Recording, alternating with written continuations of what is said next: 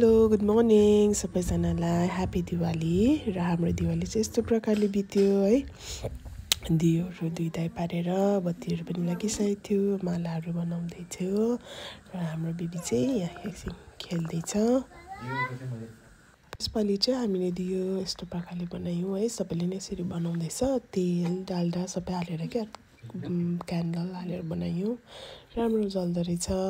त्यसपछि पूजा स्थान बनाउन थालेँ है, गोबरले लिपिदिएँ, उखु राख्यो। त्यसपछि मेरो पूजा स्थान पनि बनियो, जानी नजानी अब बनाएको छु यसपालि है। त्यसपछि चाहिँ रङ्गोली बनाएँ, बेसी बनाइनँ, यो मात्रै बनाएँ किनकि नानीले बिगारिदिन्छ भनेर। यही पनि बेलुकासम्म रहेन है, फुलको मात्रै बनाइदिएको थिएँ। र बेलुका चाहिँ हाम्रो यस्तो भयो घर है, र बेबी पनि रेडी भयो, म चाहिँ रेडी हुँदै थिएँ। त्यसपछि पूजासुजा गरेर सबैजना आइसकेपछि पूजा गऱ्यौँ हामीले। पूजा गरेर आमाहरू चाहिँ प्रसाद काट्नु हुँदैछ। अन्त मैले चाहिँ अलिकति योपालि चाहिँ खिर बनाउँछु भन्ने इच्छा थियो, त्यही कारण मैले चाहिँ खिर बनाउँदै थिएँ। र यो चाहिँ हाम्रो घरको लुक्स यस्तो भएको थियो है, दिवालीमा यस्तो प्रकारले डेकोरेट गरेको थिएँ। त्यस्तो बेसी भएन, योपालि फुलको माला पनि कम्ती पायौँ। दिदी लिएर आएँ, सिलगढीबाट ल्याएर यस्तो बनाएको थिएँ। र यो रनरहरू चाहिँ मैले सबै मेरो आफ्नै चुन्नीको बनाएको है। र खिर बनाएर हामीले चाहिँ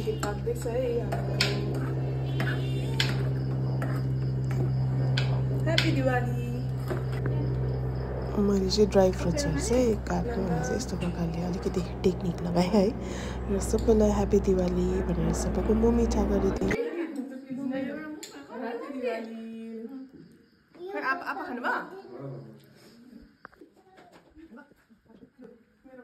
यहाँ चाहिँ हुनुहुन्छ हाम्रो सानो आसु, आमाको सानो बहिनी र आमा हुनुहुन्छ। आमा चाहिँ योपालि अलिक बिसन्चो भयो, म पनि दिवालीको अगाडिको दिन त पुरै बिसन्चो भएर राति सुतेँ, आमा चाहिँ दिनभरि आज सुत्नुभयो है।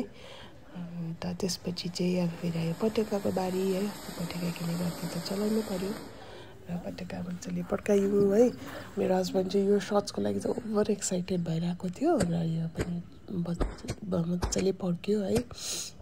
हामीले चाहिँ सोचेको थियो माथि गएर पड्किन्छ भन्ने, यो चाहिँ त त्यस्तो खालको चाहिँ होइन रहेछ, यति पड्क्यो, यसो मात्रै पड्किँदो रहेछ।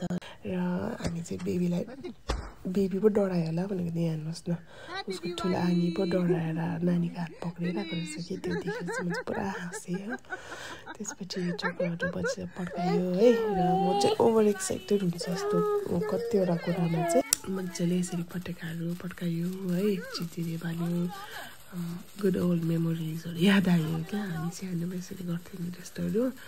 र मजाले सबैलाई म चाहिँ सबैलाई आउन भन्ने बोलाउँदै थिएँ।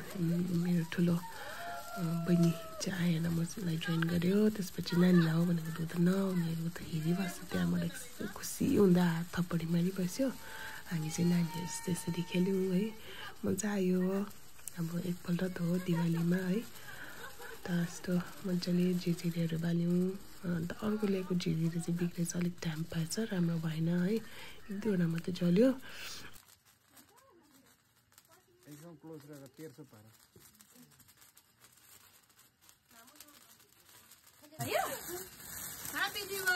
यति गर्दै हामीले खानाहरू बनाउँदै थियौँ। हाम्रो फर्स्ट भैलेनी पार्टी पनि आयो, भैलेनी फर्स्ट लक्ष्मीहरू है, मजाले भैलेनी बनेर आशिष पनि दियो है। अन्त हामीले उनीहरूलाई टिकी लगाएर अलिकति के भन्छ सगुन दानहरू पनि दियौँ है।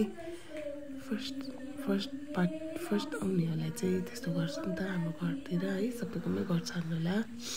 यहाँ चाहिँ म आशिष लिँदैछु। एकदमै राम्रो भयो हाम्रो दिवाली, तपाईँहरूको पनि राम्रो बित्यो होला भनेर आशा गर्छु। Happy Diwali once again and thank you for watching, take care, फेरि भेटौँला, बाई बाई।